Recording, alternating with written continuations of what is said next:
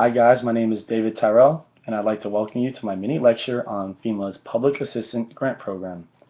To get started, FEMA's Public Assistance Grant Program's mission is to provide assistance to state, tribal, and local governments and some certain types of private nonprofit organizations.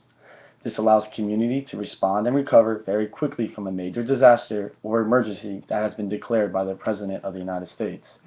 More specifically, it helps with debris removal, implementation of emergency management protective measures, and permanent restoration of eligible facilities and infrastructures. There are many eligible applicants for this process. The Public Assistance Program is administered between FEMA, which is the grantee, and the applicants, which are the sub-grantees. All of these play a very different role in this process.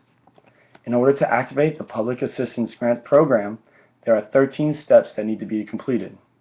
Now, I'll give a brief overview of the steps with my visual of the grant program lifecycle.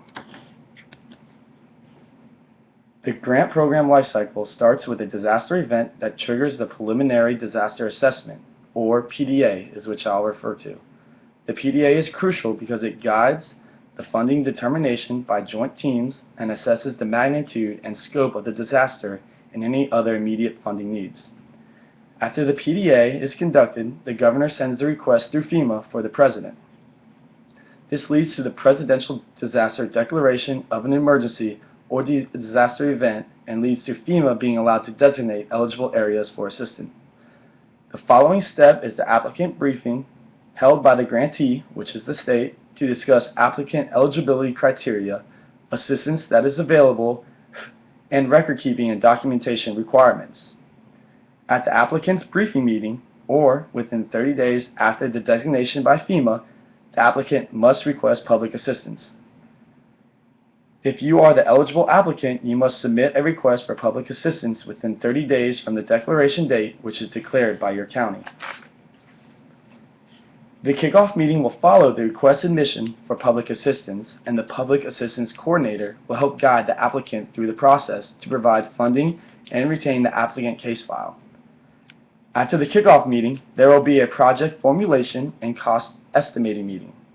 During the project formulation stage, damages to the facilities will be documented in order to identify the scope of work and the estimated cost of that work. The applicant will now have to submit project worksheets for review and validation by the Public Assistance Coordinator.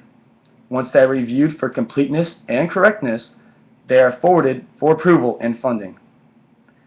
After the approval, FEMA obligates the funds, and the grantee is required to notify all sub-grantees and distribute funds in a very timely manner.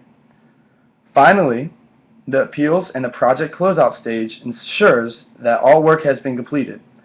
The purpose of the project closeout stage is to certify that all recovery work has been completed, appeals have been resolved, and all eligible costs have been reimbursed. Well, that is a basic overview of FEMA's Public Assistance Grant Process lifecycle, and I hope my visual helped you to explain what I was talking about. I hope you enjoyed my lecture and have a good day.